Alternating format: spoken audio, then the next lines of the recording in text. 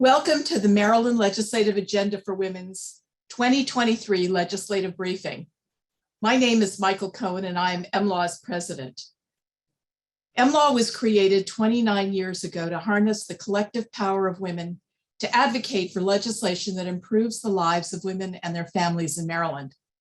To achieve that goal, MLAW was established as a statewide, nonpartisan coalition of individuals and organizations that produces and distributes an annual legislative agenda document to all legislators and advocates throughout the state. We have supported legislation to address domestic violence, sexual assault, economic justice, human rights, healthcare, family law, and criminal justice. For the past 29 years, we have made our collective voice heard on the successful passage of over 100 pieces of legislation. MLAW is also an ally in the fight against systemic racism, racial injustice, and discrimination. We support diversity and equity by strongly advocating for legislative priorities that address issues of concern to women that also disproportionately affect communities of color. MLAW's democratic process for creating the annual legislative agenda begins when bills are presented at an annual conference by lead advocacy groups and legislators. Paid MLAW members then vote to select the priority bills that are included in the agenda. We ask individuals and organizations to sign on to the agenda to affirm their support and demonstrate our collective power. For the 2023 agenda, following the in-person Fall Legislative Conference in November 2022, we set a ballot with the bill proposals that were presented at the conference to the paid MLAW members, who then ranked their choices. The voting results were reviewed and the agenda was finalized by the Board of Directors in December. During the legislative session, we introduce and disseminate the agenda document. We collaborate with lead groups and legislators. We write letters of support, provide testimony, and provide information, updates, and legislative alerts via email, our website, and Facebook page. After the session, we communicate legislative outcomes with a final report and a legislative wrap-up.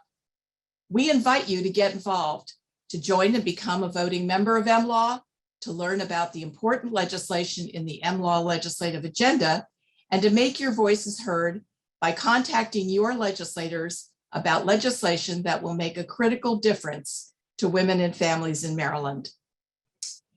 MLAW would not exist without our wonderful board of directors, a diverse group of women from all over Maryland who dedicate their time and talents to MLAW. A slide with their names will appear on your screen.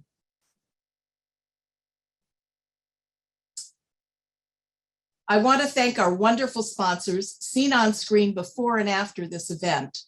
I also want to thank everyone that signed on in support of the agenda. This is a powerful demonstration of our widespread representation and collective power. We also want to recognize our new and returning legislators who are attending the briefing. Please put your names and titles in the chat. Legislators also, please use the raised hand function in Zoom to announce that you are here so that we can easily identify and unmute you. In a few minutes, our treasurer, Wandra Ashley Williams, will ask each of you to put yourselves on screen and identify yourselves with your titles, delegate or senator, county and district. We'll unmute you when your name is called. We'll also recognize additional legislators at the end of the briefing. Just a reminder that you can download the agenda for this event as well as the entire agenda document. A link for the documents was sent to you in advance with the briefing link, but we'll also put that link in the chat. The agenda is also on the MLAW website. Now we have a few poll questions to learn a little more about you. It is now my great pleasure to introduce a very special guest and who's going to present welcoming remarks. The first woman to be elected as Comptroller of Maryland, former delegate and supporter of MLAW issues, Brooke Lehrman. Good evening, everybody. Thank you so much, Michael. Thank you so much, MLAW. For allowing me to come on and just to say thank you and keep going. For those of you who don't know, I'm Brooke Learman. I'm honored to be the 34th Comptroller of the state of Maryland, and so thrilled to be here with you today, the first day of Black History Month, working in tandem with all of you to make sure that we're creating a more equitable state from the Comptroller's office now rather than the legislature. I really just wanted to come on to bring greetings and to say thank you so much for your work. The Maryland Legislative Agenda for Women is such a unique institution in the state of Maryland. The grassroots work that you do to sort of bubble up the important issues that affect women around the state is such a unique model. And you bring such a strong, nonpartisan and independent voice representing Maryland women and families to the General Assembly. So thank you for harnessing the collective power of women by mobilizing us, by coordinating, by collaborating with networks, groups, and individuals from around the state to really advocate for the passage of incredibly important legislation. So I thank you, Michael, for your work. Thank you, Angela, as the Vice President of the board. Thank you all to the board members for the work that you do, and Jessica for coordinating everyone. And thank you to the sponsors. I also wanted to just say, I was reviewing the agenda this year, and it's such an essential agenda. Some of these bills, you sort of look at them and you're like, how is this still an issue that we have to deal with in 2023? But it is. And we have to make sure that these bills rise to the top of the issues that our leaders are looking at. And I know so many leaders are on this call right now. So I hope that you'll continue to be engaged with you all. I hope you'll continue to come to me. I look forward to continuing to work with all of you to make sure we're passing important legislation like the Reproductive Health Protection Act, like Safe Harbor, like the repeal of marriage as a defense. Just as a Maryland woman and as a statewide elected official, these are issues that I truly care about and hope to work with you all on in the future. So thank you for your work. Let's keep at it. And I look forward to continuing to partner with you and advocate with you. Thank you. And thank you, Brooke. It is so wonderful to have you in that position. Congratulations. That's a huge achievement. At this time, we want to recognize the new and returning legislators who are attending the briefing. Our treasurer, Wandra Ashley Williams, will ask those of you who put your names in the chat to put yourselves on screen and identify yourselves with your titles, delegate or senator, county and district. And legislators, also please use the raised hand function in Zoom to announce that you're here so that we can easily identify and unmute you. We'll unmute you when your name is called. We'll also recognize additional legislators at the end of the briefing. Good evening, everyone, and thank you for joining us again this year. If you will, as Michael said, use the raised hand emoji at the bottom of your screen that will bring you up to this top, and I will be able to see you and call upon you.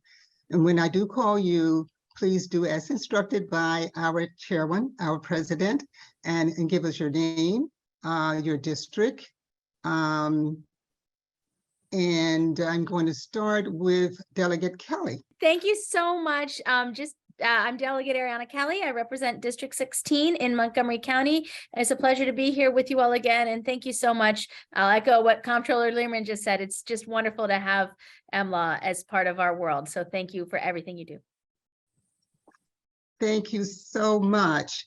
The next person I see is Delegate, is that Crutchfield? All right. Hello, everybody. I'm Delegate Charlotte Crutchfield from Montgomery County. I represent District 19, and thank you so much for all the support MLAW has always given me on my bills. Appreciate you very much and happy to be here this evening. Thank you, and we appreciate you as well. And I see Delegate Jennifer White. Yes, good evening, everyone. I'm Delegate Jennifer White, representing District 10 from Baltimore County.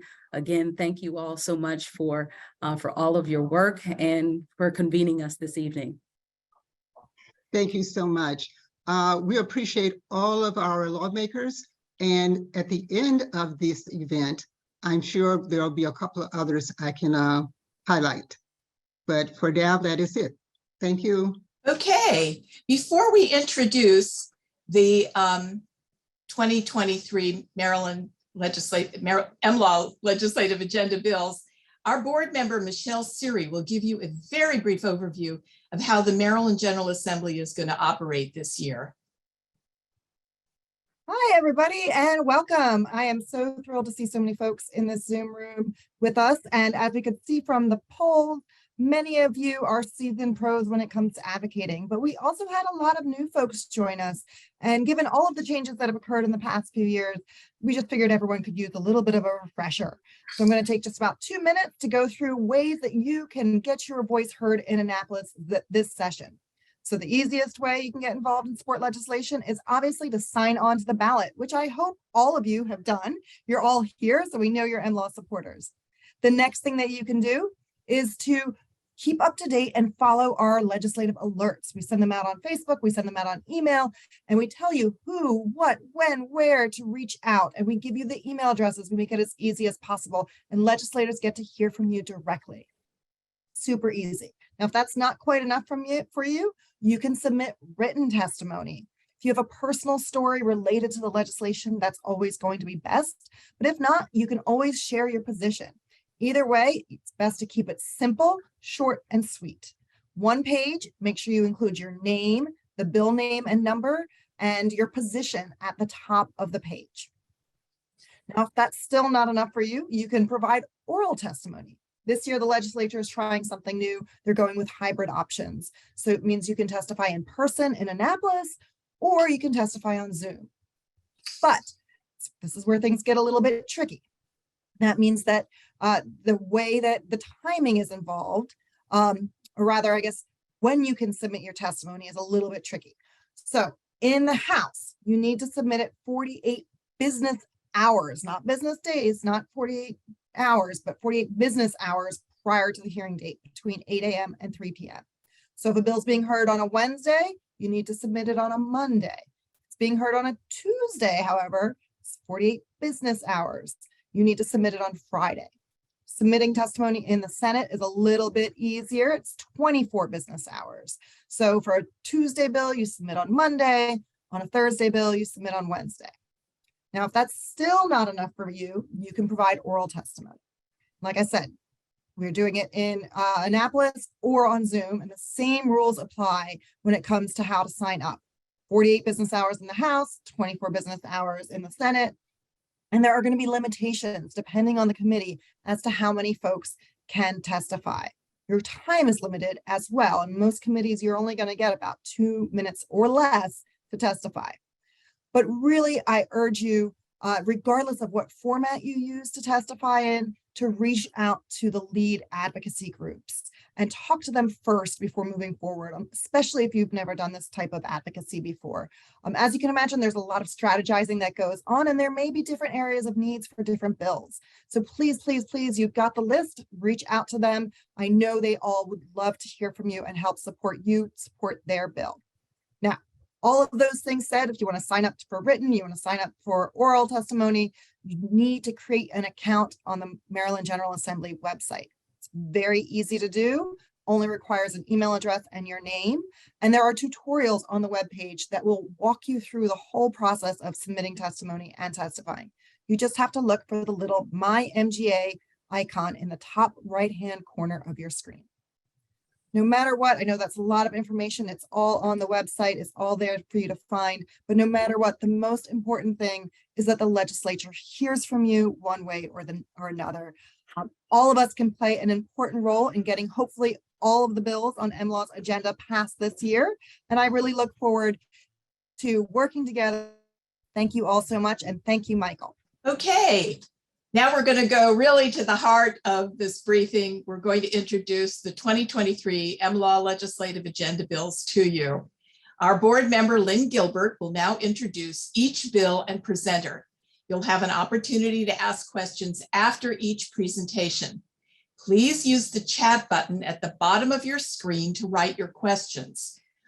If you would please note that it is a question by marking it with a Q and who it is directed to.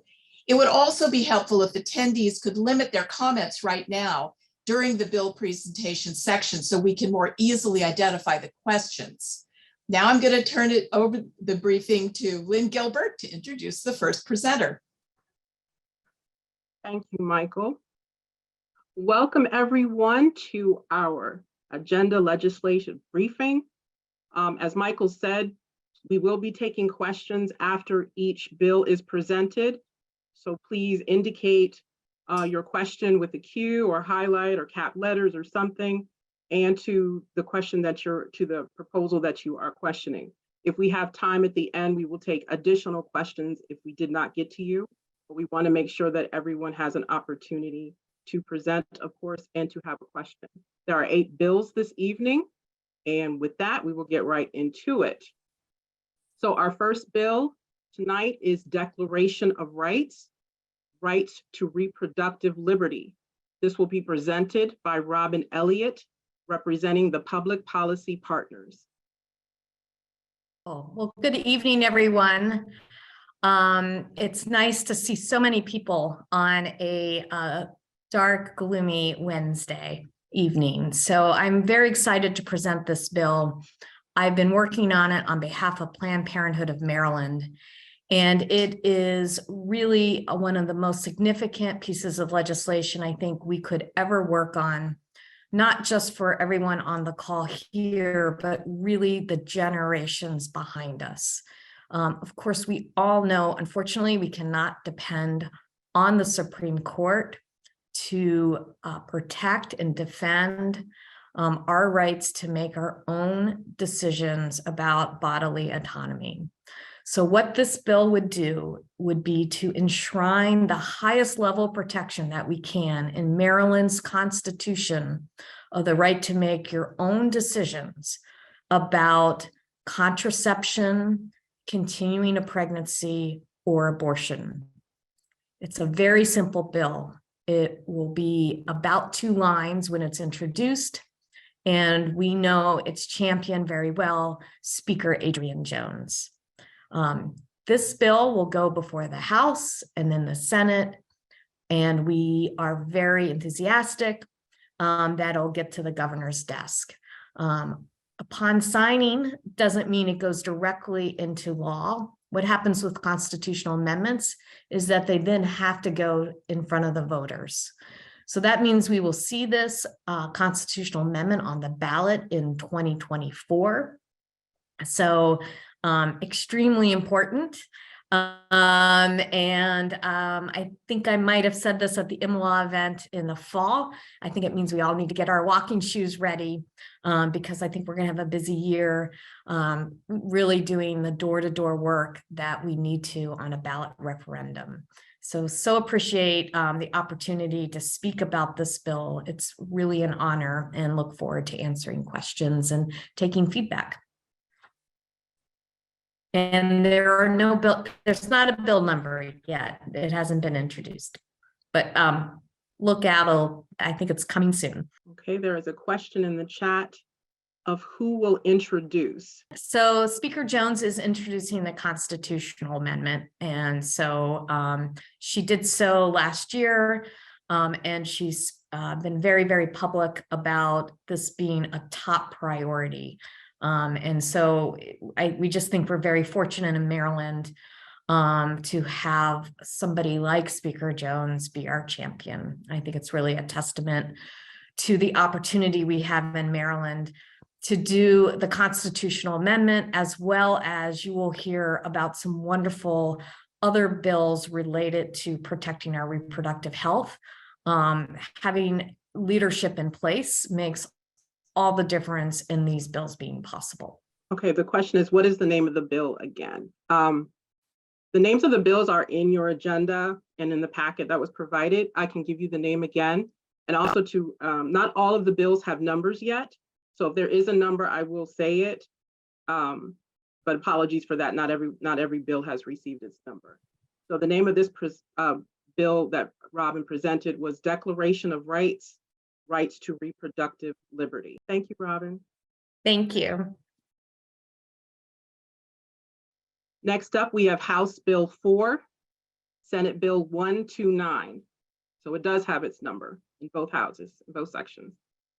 Name is Criminal Law, Sexual Crimes, and the repeal of spousal defense.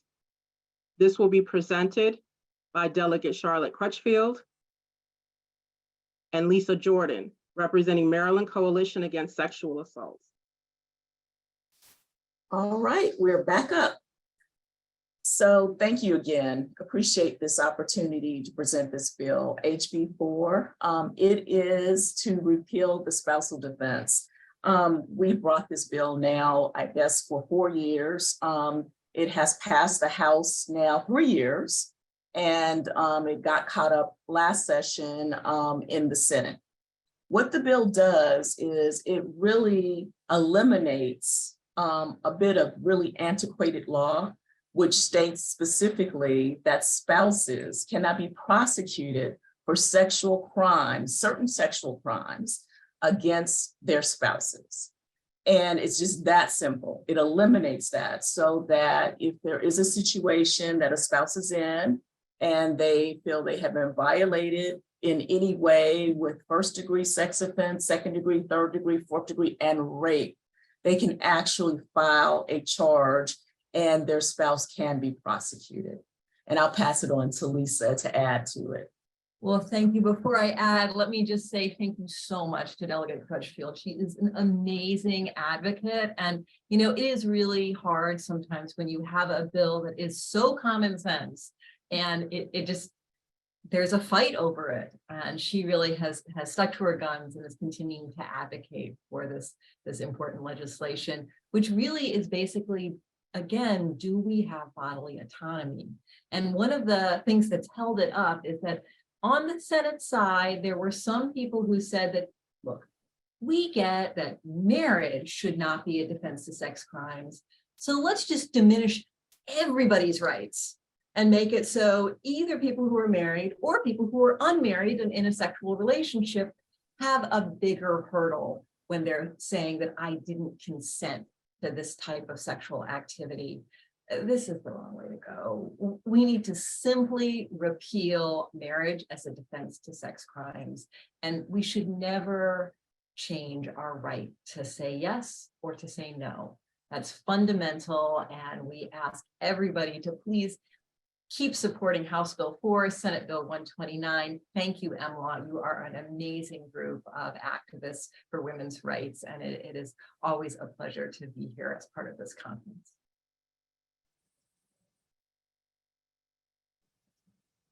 Okay, there's a question in the chat. Is there a statute of limitations attached to this bill? That's a great question. The statute of limitations depends on which sex crime is actually charged. So it's not attached to this bill, it's inherent in the sex crimes laws. So remember, unmarried couples, marriage is not a defense for them. So they already can pursue these charges. The same statutes of limitations that would apply in those cases would apply in these cases. Additional question. Is your advice then to focus on the Senate JPR? Yes, that would be my advice, definitely. I think that there is great concern with this bill there. And we are attempting also to just provide them with more information in hopes of satisfying some of the concerns with the bill. But I would say, yes, please contact your senators on JPR and let them know how much you want this bill to pass. What are the concerns of the Senate? The concerns are that women lie. So the concerns are with many bills that we work on in the sexual assault arena, the concern is that women will lie and that somehow this will be used against people. And you know what? It's certainly true that litigants sometimes are not as truthful as we want them to be. That is why we have courts, why we have judges, why we have rules of evidence, why we have prosecutors who make decisions. We shouldn't have special rules for spouses regarding sex crimes. That's just wrong. We are far beyond that time. This is an archaic law that should be. Next up, we have House Bill 477, Public Senior Higher Education Institutions, Reproductive Health Services Plans Requirements. This will be presented by Delegate Ariana Kelly and Jakia Johnson, for Maryland Now. Thank you so much. I'm glad you got us both in the Zoom screen because we're not sitting together. I'm going to be speak really quickly so that Jakia can fill you all in more on the details of the bill, because this is a project she's been working on for years.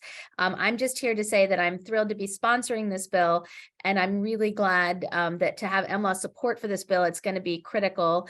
And to update you all, in addition to having a bill number 477, we also have a Senate cross-file who is Senator Feldman, and he is the chair of the Education, Energy, and Environment Committee over in the Senate. So this is an education bill. So this will go through his committee, which is great. And I also have put a lead co-sponsor on the bill since I may be moving chambers in the middle of session. I don't want this to go without a shepherd to get it through. So thankfully, Stephanie Smith, who is the chair of the Education Subcommittee on the Appropriations Committee in the House, and also a champion for women's rights, has agreed to be number 2 on the bill. So she'll be taking over the bill from me and working with Jakia if it doesn't get out and I do move chambers. So wanted to update everyone on that, and then let Jakia really explain the bill and thank MLAW for their support on this important bill for students' access to reproductive health care services. Go ahead, Jakia. Thank you. I just want to echo Delegate Kelly in thanking MLAW for the support that you put behind this bill. We're really excited about it and we feel good about it. So as we all know, Maryland has some really great laws on the books that protect access to reproductive health care, but those laws don't always mean that the access is equitable. So the intention behind this bill is to ensure that college students have equitable access to reproductive health services. The bill requires public universities, so the schools that fall under the university systems of Maryland, to either provide on campus or develop a comprehensive reproductive services plan, and that's with student input. And that plan should ensure that students have access to all methods of FDA-approved contraception, prevention and treatment services for STIs and HIV, as well as abortion care services. The bill also requires that campuses provide 24-hour access to over-the-counter contraception methods, which includes access to emergency contraception, which some people might know better as the morning after pill or Plan B. And this can be through student health centers, retail stores, or vending machines. And the bill lends campuses a lot of flexibility because we understand that all campuses have some really diverse needs. And so the needs of the students are different. We want to make sure that they have the flexibility to offer what works best for their students. And this bill is really important because reproductive rights and educational attainment go hand in hand. And the people who are most at risk of dropping out of college, which are low-income Americans and racial minorities, they are also the ones who are most likely to experience unexpected pregnancy early in life. So limited access to contraception, safe abortions, and really other reproductive healthcare services would just make this existing racial, ethnic, and socioeconomic disparity a lot worse. So what we want to do is encourage campuses to provide these resources so that educational opportunities are not hampered and students have the support they need to go through with their education. There appears to be a question in the chat regarding the title of the bill. Is the title final or can it be edited? So that's a sort of technical term of art. So that's the official title, but we're not using that in our communications. I think we're kind of rebranding it to, Jakia, do you remember reproductive health, equity, higher ed? It doesn't have the word. It will be changed. Yeah. It's statutorily, that's what the title is. And that's the language in the bill for legal technical reasons, but we don't need to refer to it as that. And to the community colleges question, no, not at this point. This is for a 4-year, we're starting here, right? This is our starting point, but the goal is to lay a strong foundation that we can build upon, because we understand the community college population also needs access to services, but they have entirely different sets of rules and policies around healthcare services. It's a whole different animal. So we're going to start here where we can. Okay, another question. What about high school students and access to contraception? So I was getting Delegate Cullison to co-sponsor this bill, and that was her question too. She's like, when can we do that? So same as the community college question. Let's start here, but there's so much interest in this, so I'm really excited. I'll let Jakia answer too. I don't mean to cut her off. I just couldn't wait to share that story about Delegate Cullison, who's also a friend of MLAW. Yeah, I 100% agree. I feel like we have to start somewhere. If we put too much in there, then we run the risk of not getting anything at all. So we have to start here, and then in the future we can build upon.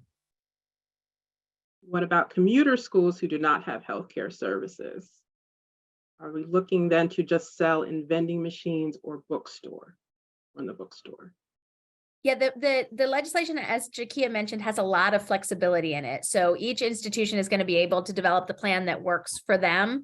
And it offers enough flexibility that it could be vending machines, bookstores, local pharmacies. Well, Jakia, you go ahead and answer. You don't need me for this.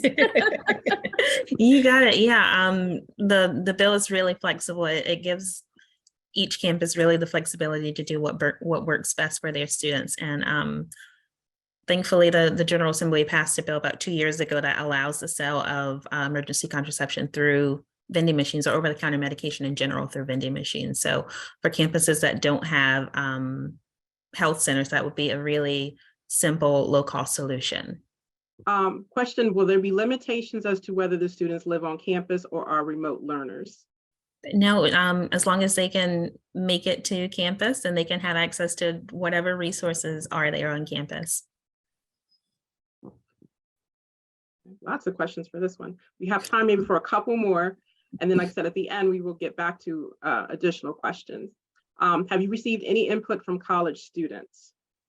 Well, I'm a college student. I'm a graduate student at Bowie State University, and there's a lot of interest at my school. I've also heard from students at different universities, and we're doing our best to work with students from colleges in a diverse range of area, so that we understand everybody's needs as well as possible. The last question is, how many public colleges are there in Maryland? I don't know about public colleges, but as far as the university systems of Maryland, I believe there are 9. If anybody knows for sure, correct me if I'm wrong, but I think 9 is the university systems of Maryland. All right, last question, and we have to move on. Does this apply to Hopkins or other four-year institutions? Not yet. Hopkins is a private school, so this bill, as it is written, will not apply to Johns Hopkins, but our hope is that this lays the foundation to apply to those schools in the future. Okay, well, thank you. And again, we will try to get to everyone's questions at the end. I did take note of there were some other questions for other bills that were previously presented, so we will get to those at the end. Next up, we have, it does not have a number, but it's Reproductive Health Protection Act. This is presented by our own MLAW, Michelle Siri, representing the Women's Law Center of Maryland. Thank you, Lynn, and thank you, everybody. I'm back. And you have heard from Jakia, you've heard from Robin about all the great ways that we can promote and increase access in our great state of Maryland. And so much of that is due to our reproductive champions, especially Speaker Jones, our perennial reproductive champion, Delegate Kelly, and the sponsors of the Reproductive Health Protection Act, Delegate Williams and Delegate Hill in the House, and Chairman Smith in the Senate. And I'm just so grateful to all of them and all of the other, we know we have actually so many folks in leadership and in our legislature that are championing these issues. And I'm just incredibly grateful to them. But with that access, there's a lot of other ripple effects to Dobbs. And so we need to take proactive steps now to protect pregnant people, providers of abortion care, and all of those people that might somehow or another come in and support them. This could be the Uber drivers. It could be the Baltimore Abortion Fund folks who might hold somebody or let somebody stay in their house so that they can achieve or receive abortion care. It could be a rape crisis counselor who's providing information on where to get abortions. All of those types of folks are integral to the abortion care kind of network. And we want to make sure that they are not going to be penalized through criminal penalties, civil penalties, or administrative penalties from these insidious attacks from anti-choice states. And so that's where the Reproductive Health Protection Act comes into play. So what does it actually mean? So when it comes to criminal liability, what this bill will do, and it doesn't have a bill number yet, but it's coming soon, I promise. What this bill will do is it will ensure that Maryland does not cooperate with out-of-state criminal investigations, first and foremost.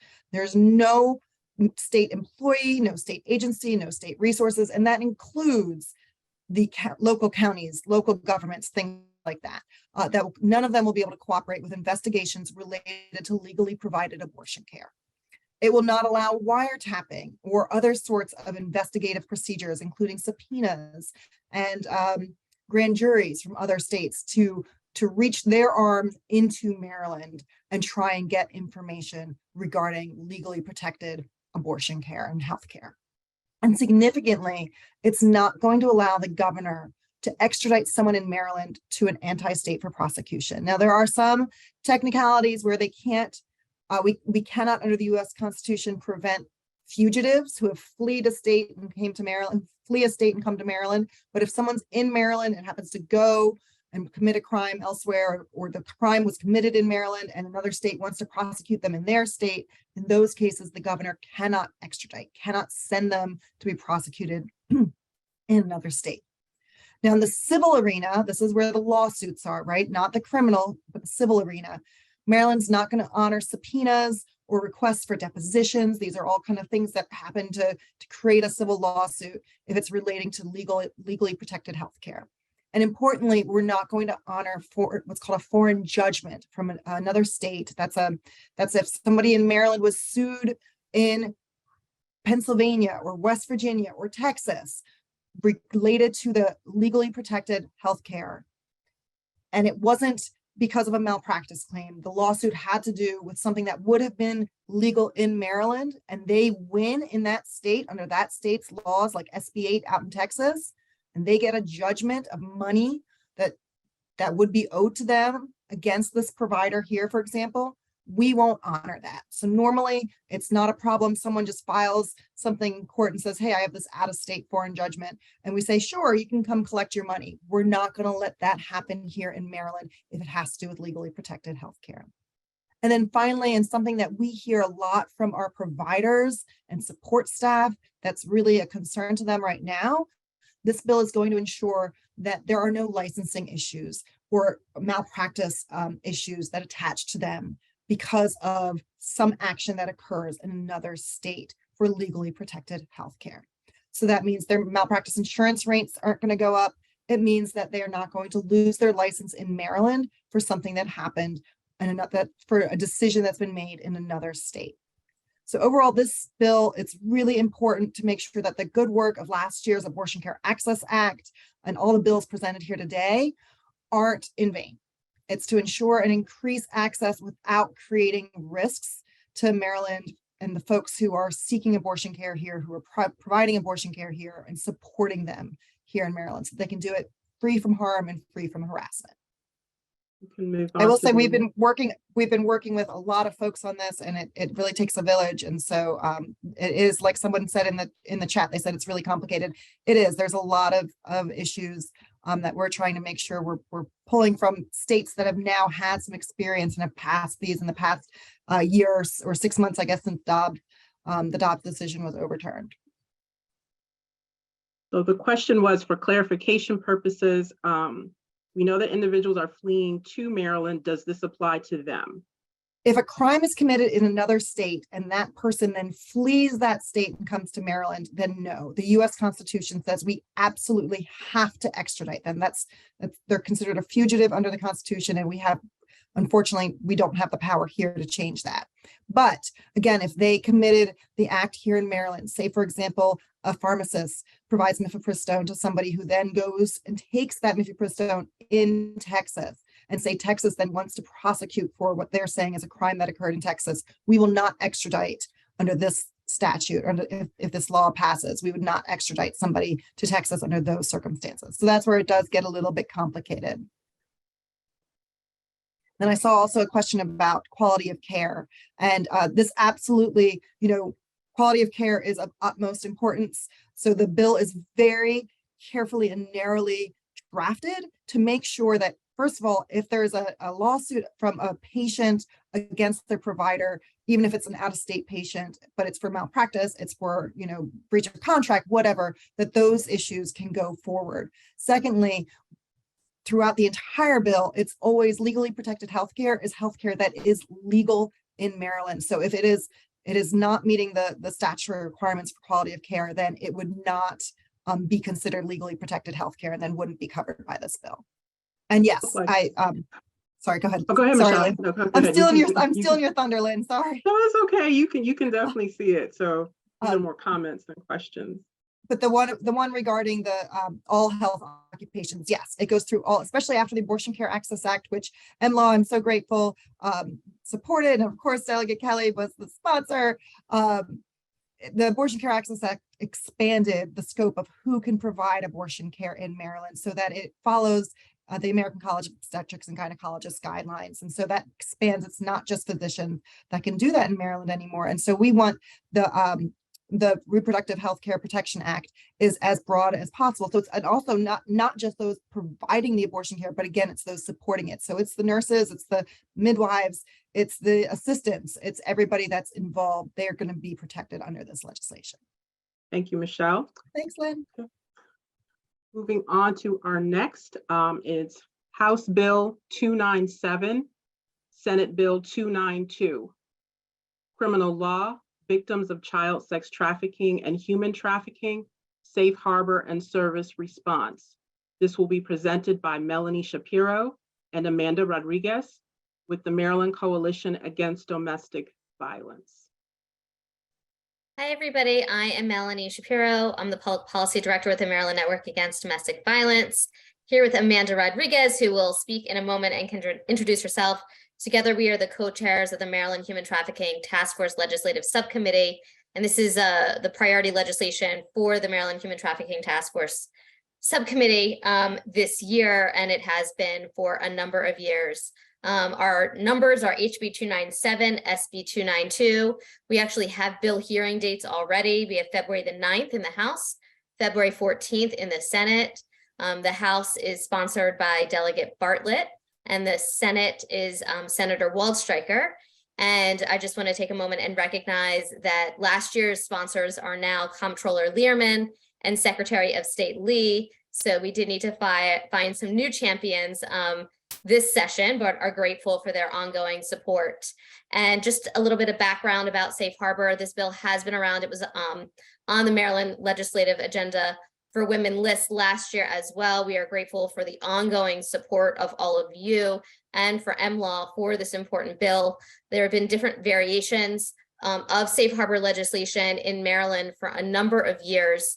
And we came very close to passage last year with the bill dying on the Senate floor with about 15 minutes left on sine die, which was obviously quite unfortunate, but we are back. We have a good version of the bill with a tremendous amount of support behind it. Amanda will go into the specifics of the bill, but the reason we need this bill is because in Maryland, we are in the bottom 10 states in terms of how we treat child victims and survivors of trafficking. We are ranked 44th by Shared Hope International. And even if we pass this legislation, we are so far behind other states that it's not going to move us that much further. We've been sort of lapped by other states in sort of the progress and how they treat child victims of sex trafficking. And so we are grateful for your support, and we look forward to passing this bill so that we can be back next year with legislation that will move us even further ahead. Thanks, Melanie, for the overview, and thanks to everyone here and to MLAW for having us back again. Hopefully this will be the last time on this bill, and then we can actually focus on something else. But Safe Harbor at its core is the protection of children from prosecution for the very thing that makes them a victim of sex trafficking. So there are children in the state who are currently being charged and prosecuted with prostitution, even though by both state and federal law, we recognize that they are in fact victims of sex trafficking. So again, the very thing that makes them a victim makes them a criminal defendant in these cases. The kids that are being targeted specifically and charged typically are the most marginalized and vulnerable children in our community. And so they again are the ones that we should be providing protection for, not criminalizing against. The other reality about that specific provision in the law is that there are children who are not old enough to consent to sex that are being charged with prostitution, meaning that they're quite literally being charged with their own rape. And so this year is hopefully the year. The bill will do two things. So one is a child will no longer be able to be charged with prostitution if they are a victim of sex trafficking. So this idea, this anomaly in the law that allows for them to be both criminal and criminal actor, or criminal and victim, will no longer be able to move forward. The other is that it will create a list of crimes that the child, if they're a victim of trafficking and committed the crime while they were a victim of trafficking, they'll no longer be able to be prosecuted against. We know that traffickers force their victims to violate the law in a variety of different ways, not just through acts of prostitution or commercial sex.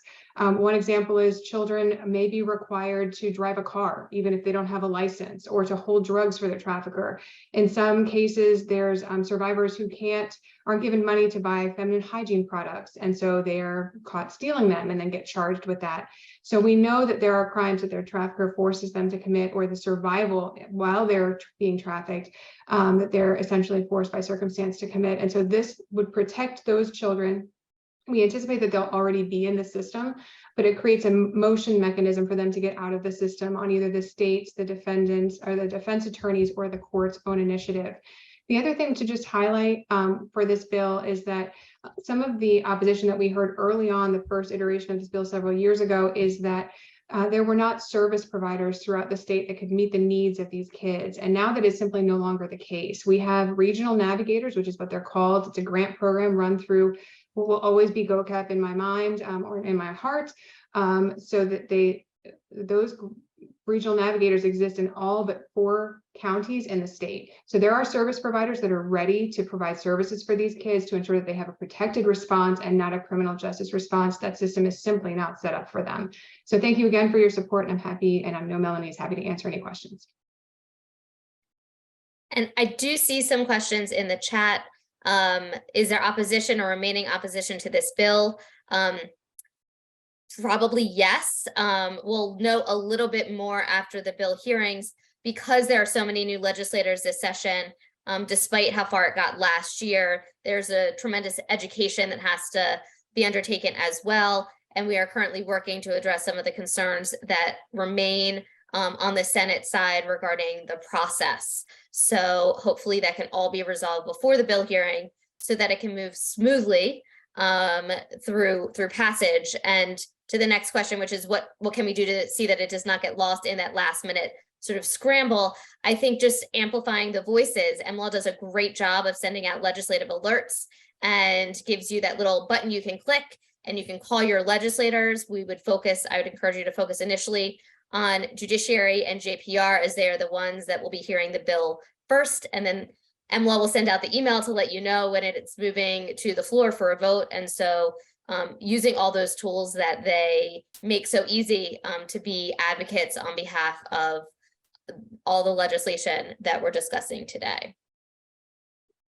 There's a question about the 4 counties that don't have the resources. So those are found in far south Maryland, southern Maryland, and then on our far western counties, so Allegheny and Garrett, and then Calvert, and I believe Somerset in the southern part of the state. I want to answer the last question that I see, which is, what's the position of the States Attorneys Association on the bill? We have been quite fortunate to be working very closely with the state's attorney on behalf of MSAA on this particular legislation. They have been a partner throughout the process and supported the bill last year as well. So we are working very closely with them, which is a tremendous change over the past several years, when initially they did have opposition and they don't anymore. There was 1 or 2 more questions. One was, is there a special task force to investigate extensively this issue? And why are they not targeting the perpetrators in this prostitution issue? So I'll answer the first one and let Amanda have the second one.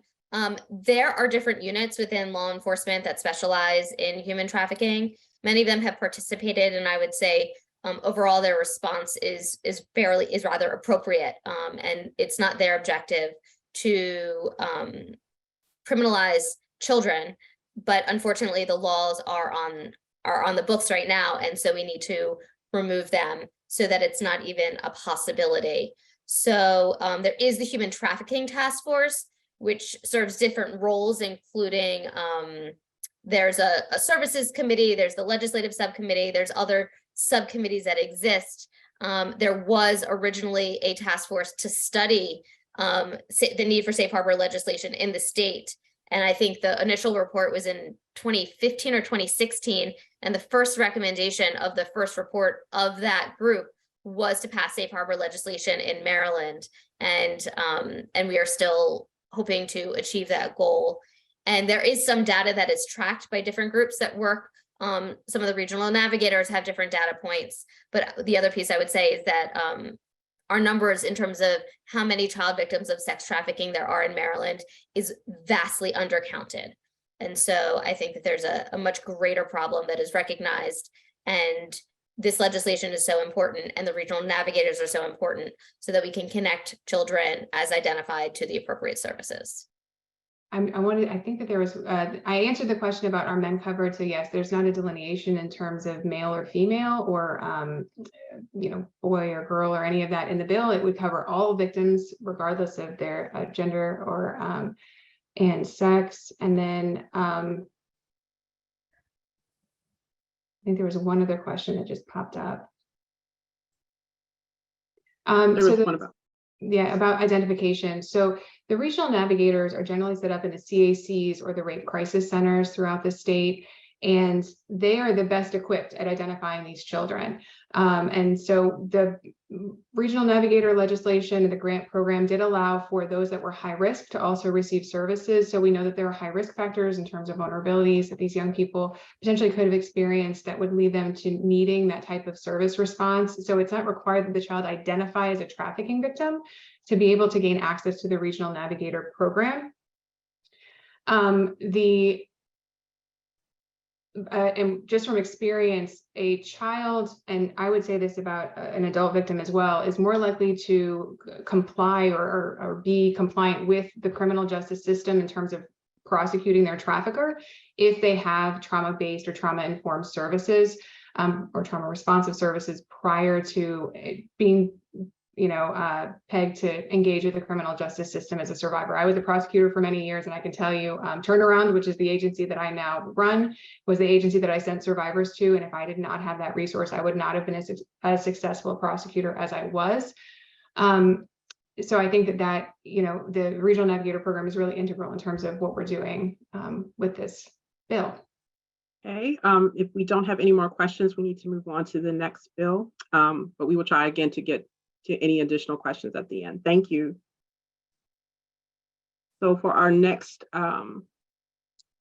bill, it does not have a number, but it's Early Childhood Development Child Care Scholarship Program funding. This will be presented by Beth Morrow, representing the Maryland Family Network.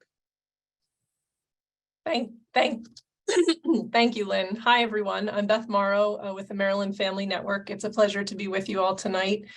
I'm here to share information on childcare legislation. We actually just found out bill numbers, Senate Bill 350 and House Bill 495.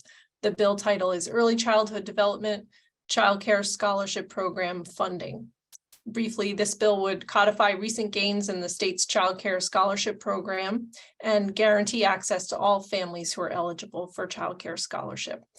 Before I get into the specifics, I just want to start by thanking all of you for being here tonight and for sticking with us during this presentation of all the MLAW priorities. And I want to thank the MLAW board for bringing us together. I think when we are a collective voice, we are much more impactful in Annapolis. And I also want to thank all the women legislators who are here tonight for their leadership and especially around childcare. While childcare is not only a women's issue, we do know that a lack of consistent, available, quality childcare does impact our ability to participate in the workforce and impacts our families' well-being. To their credit, the Women's Caucus continues to elevate childcare as a key issue on their agenda.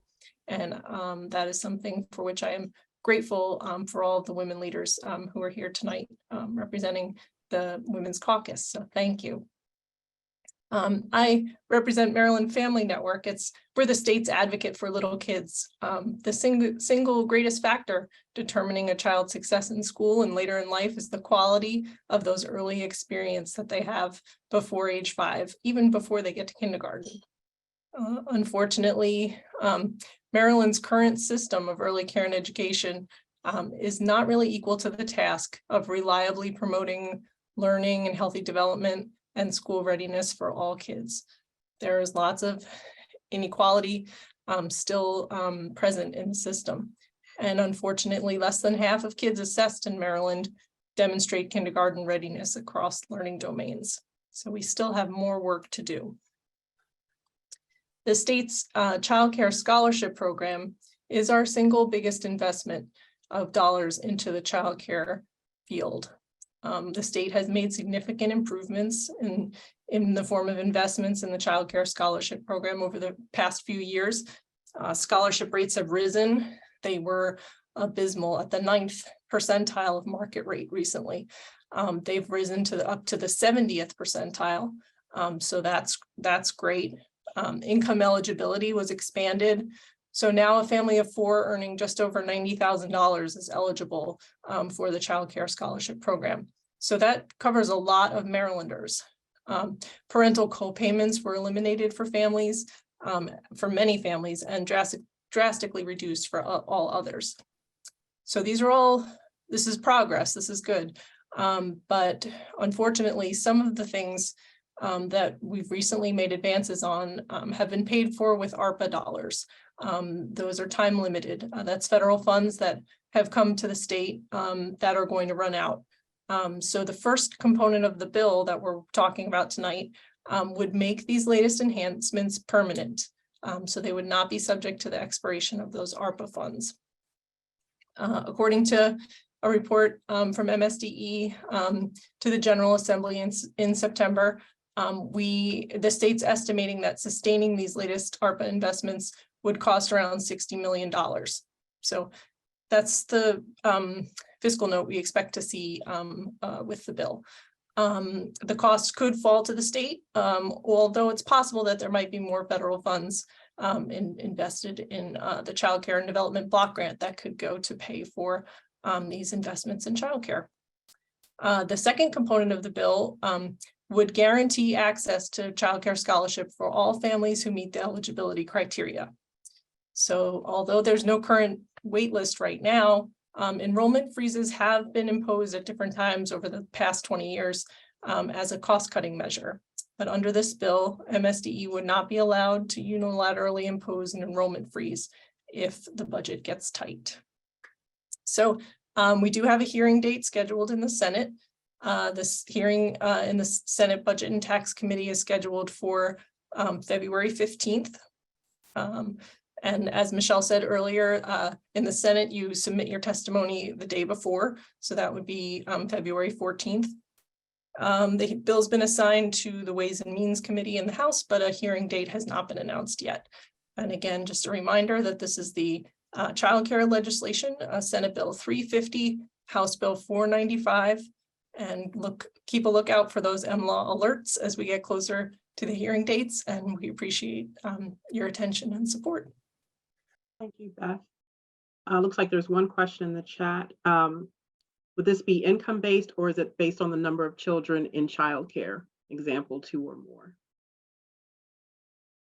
The eligibility for the Child Care Scholarship Program is income based, and family size. All families of all sizes could be eligible, but they just might receive different amounts of scholarship based on how many children they have and the ages of their children and the child care setting that they choose. Are there any additional questions regarding this bill? Yes, there is. Is there an anticipated cost for this bill? The estimate that we've seen from the state so far is around $60 million. And again, that could be paid for with state dollars or with additional funds from the federal government. Okay. Does the bill identify standards of what constitutes consistent, reliable, and quality childcare? Thank you for that question. This bill doesn't speak to that, but there is a program in the state called Maryland Excels, and all childcare providers who participate in the childcare scholarship program have to participate in the Maryland Excels program. And that is the state's quality rating and improvement system that does contain standards of what quality childcare should be. So in a way, if you're participating in childcare scholarship, you're already on the path towards high quality because you're in the Maryland Excels program. Are there similar scholarships or grants available for communities that are childcare deserts to set up childcare centers? There were a few pieces of legislation that passed last year that helped support family childcare providers who want to open a business and get their childcare programs started. My organization runs a network of childcare resource and referral centers throughout the state, and they're working in communities across the state on a program called Go Family Childcare, Go FCC, to support folks who are interested in opening programs. So while that is something that's going on right now in the childcare field, it's not related to this bill per se. Okay, and last two questions. Does the scholarship program include tuition for study at the Maryland State Colleges and universities? The childcare scholarship program is for the benefit of the children, and to qualify for the program, the parents could be in school. So a parent who's in school could qualify for this childcare scholarship for their child, but there's no funding to help the parent pay for their schooling. Okay. Is there a way that childcare centers can be a part of the program? Yes, childcare centers are able to participate in the childcare scholarship program. Okay, and are they only available to private? Are the scholarships available only to private centers? No. No. Okay. No. Okay, well, that's the last question that we can take for that. We're almost done. We got 2 more bills to go. Thank you, Beth. Thank you, Lynn. So our next bill is House Bill 3, Senate Bill 185, which is the Maryland State Police Gun Center, firearms surrendered under final protective orders.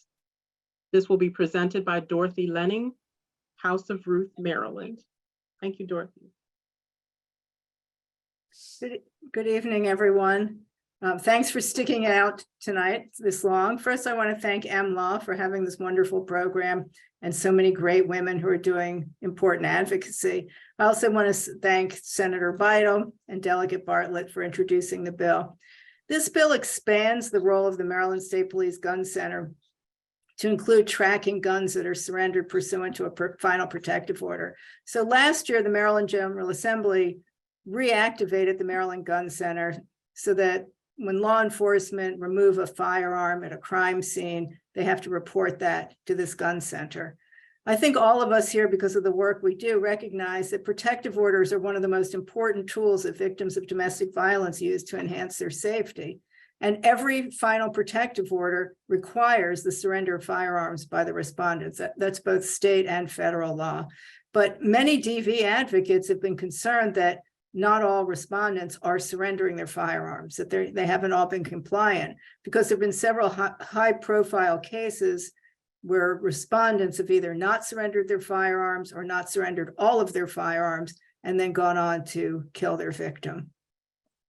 The gun surrender process is all handled at the local level. There are no uniform protocols for how guns have to be surrendered to law enforcement, or how the law enforcement agencies track them. So for instance, in Montgomery County, they have a very sophisticated system where when the sheriff serves the temporary protective order, they actually go into the gun database and see what firearms are registered to that respondent. And then they track whether the final protective order has been issued, and they determine whether all the firearms have been surrendered.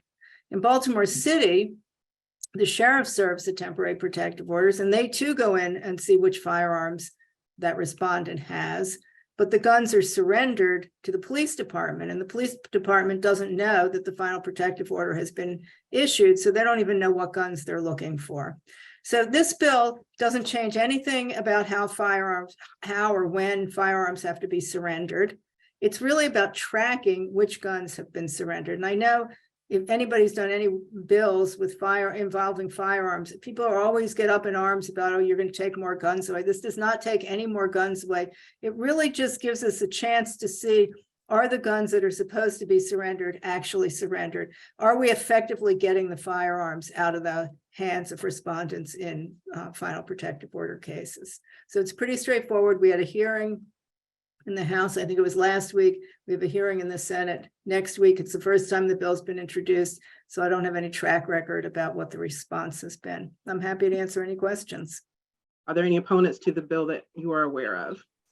Not so. There was no real opposition in either written or oral form. One person submitted written opposition testimony, but it misconstrued, the testimony misconstrued the bill. It was talking about we shouldn't take guns away from people.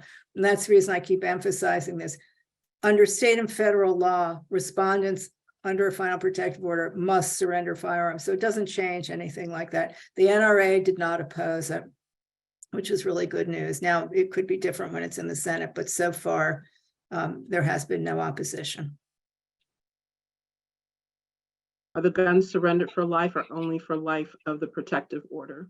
Only for the life of the protective order, assuming that the respondent is eligible to possess a firearm afterwards. So if they were convicted of a crime, they might not be eligible. If they commit another crime during the course of the protective order, then they might not be able to get it back. If the police don't know why they are receiving the gun, how will this work?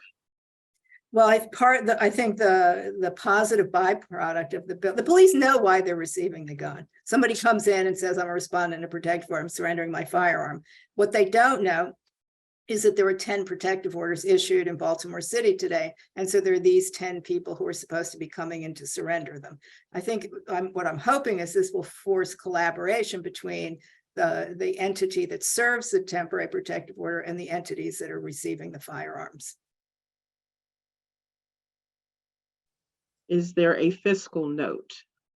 I think this is my 30th legislative session. This is the first time I've had a bill that had zero fiscal note. Yay.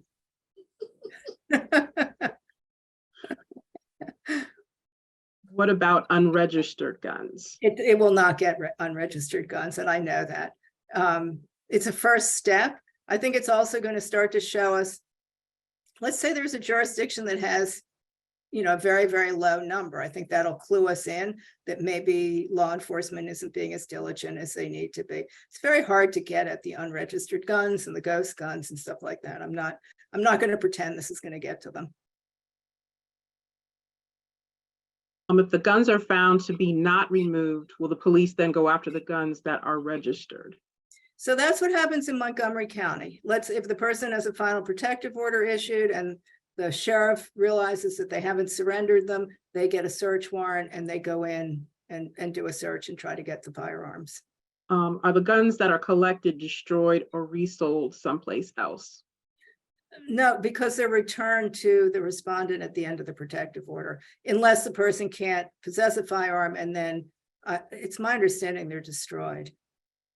But somebody can correct me if I'm wrong on that. And last question.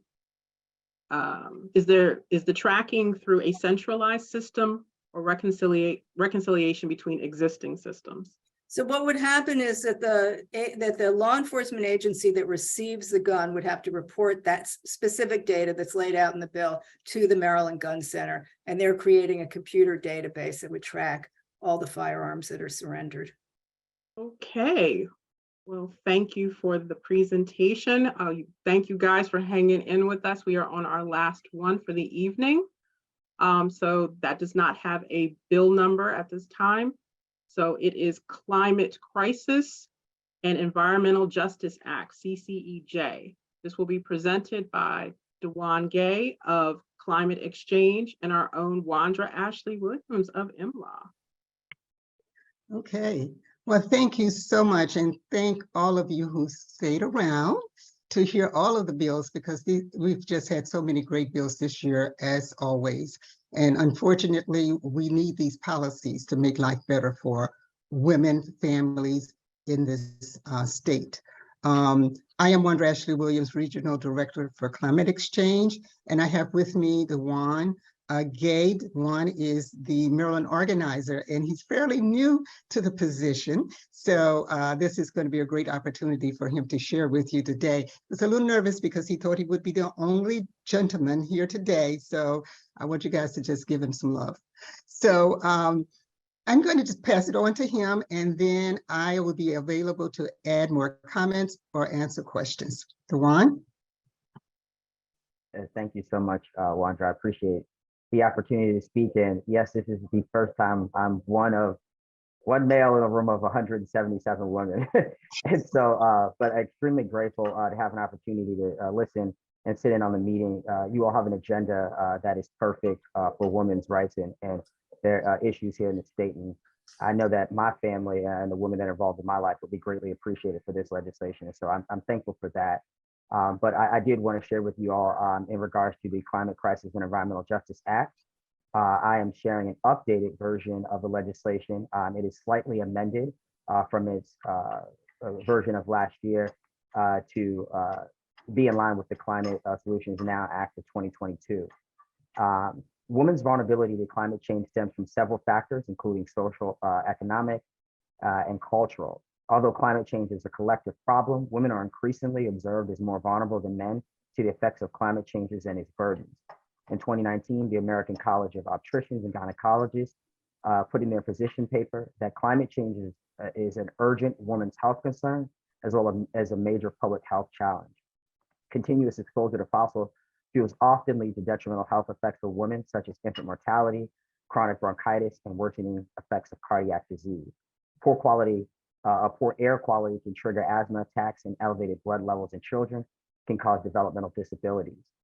These adverse health effects are most consequential to at-risk populations, which include a higher number of pregnant women and developing fetuses. As it relates to the bill, the CCEJ incentivizes the reduction of fossil fuels and CO2 emissions. Its goal is to generate billions of dollars for investment in clean energy and infrastructure, all while providing the protective benefits to Maryland's vulnerable populations and trade-exposed small businesses. The CCEJ establishes two types of fossil fuels that include a polluters pay no pass-through provision, which we found essential to protect consumers. The CCEJ bill and those two fossil fuel fees are as stated. There's a non-transportation fuel fee, which starts at $15 a ton, increasing by $5 a ton per year, and it's capped at $60 once the goal is met. And then the transportation fuel fee, which starts at $10 a ton, increases by $3 a year, and is capped at $37 until the goal is met. The fees will be distributed into two funds. There's one fund, the benefit fund, where 50% of the funds collected will be distributed to low and moderate income households, as well as energy intensive trade exposed businesses, with 80% of those funds being directly distributed to the low income households and 20% being distributed for energy intensive trade exposed businesses. There's also the infrastructure fund, where 50% of the revenue will be invested in initiatives that improve the health and welfare of citizens in Maryland. At least 50% of those funds invested in projects that are directly located in and provide meaningful support to underserved and underrepresented communities. Additionally, the funds can be used to invest in municipal and local governments to help with local climate plans. I think in closing, the infrastructure fund will also assist with the goal to mitigate GHGs and build resiliency throughout the state. That is a quick wrap up of the bill. In closing, I think reducing greenhouse gas emissions will greatly reduce the negative health effects of women and children in the state, while also reducing the negative impacts caused on public health, economic well-being, and the natural treasures of the state of Maryland. And so I think we will take some questions now. The first question, is there a House sponsor for this? This bill was sponsored by the last, 2-3 years by David Frazier Hidalgo in the House. And this year, as Dewan mentioned, we made changes to the bill. The bill is basically just an environmental justice bill. We've removed the greenhouse gas reduction goal that is out of the bill. All the electric is out of the bill. Nothing is in the bill except charging a fee to the polluters, to those who have damaged our country and our bodies, our land for too many years. And if you saw MSNBC, heard this morning and read the news of the profits that the big oil companies are making, it is just incredible.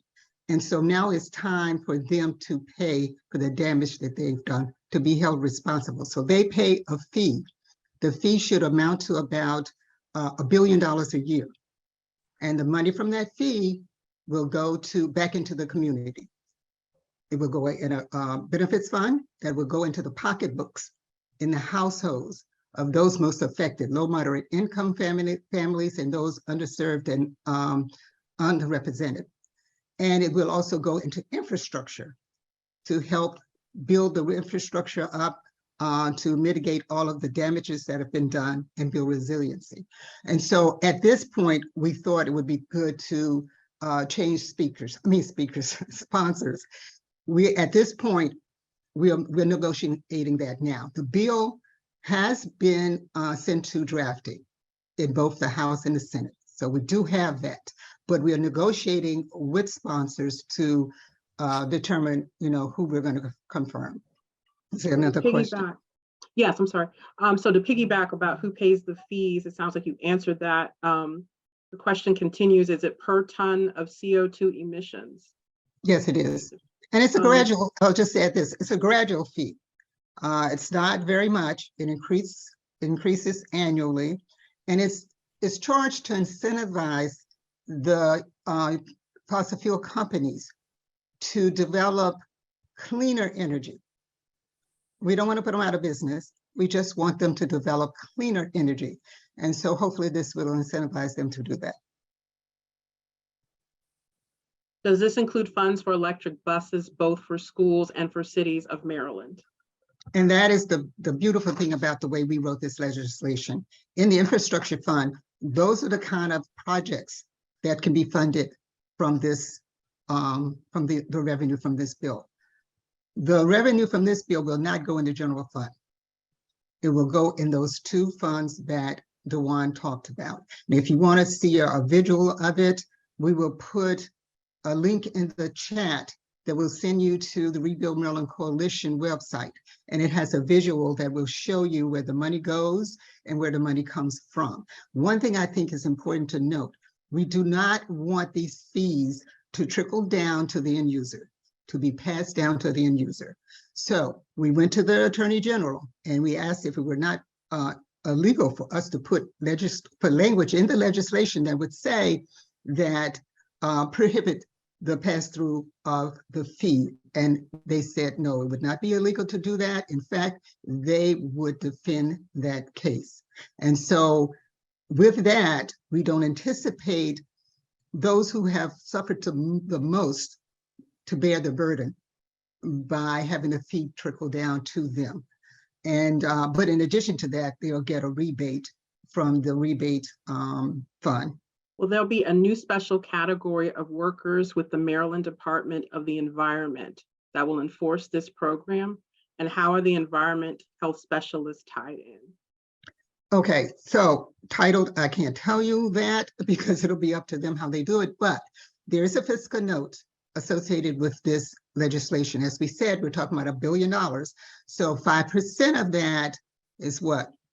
I don't know, 50 million a year will go to do just that, to hire the appropriate staff necessary to implement the bill, implement the policy.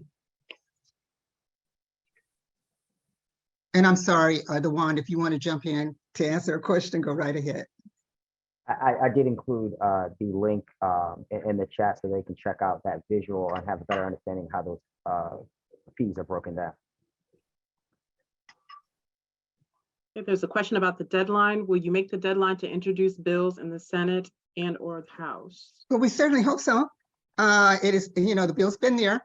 It's been there for, a couple of weeks, 3 weeks or whatever. And I know they're pushing them out as fast as they can. So yes, we do anticipate, but nothing is certain, until it happens. But we are hoping that is the case. Will this also include areas where gas stations are located near communities with wells? I don't understand the question because the fee is just to the fossil fuel companies whenever the fossil fuel enters into the state, that is where the charge will be. Fossil fuel companies are paying the fee. And as I said, with the ruling by the Attorney General's office, the fee cannot be passed down to an end user. So, but I'm not sure about the question, if they want to elaborate on that.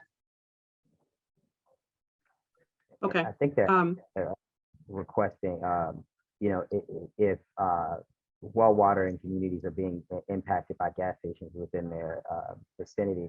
And I think that probably would depend on the locality's climate infrastructure plan, which the bill, if passed, will potentially fund. Okay, looks like we got about 3 more questions.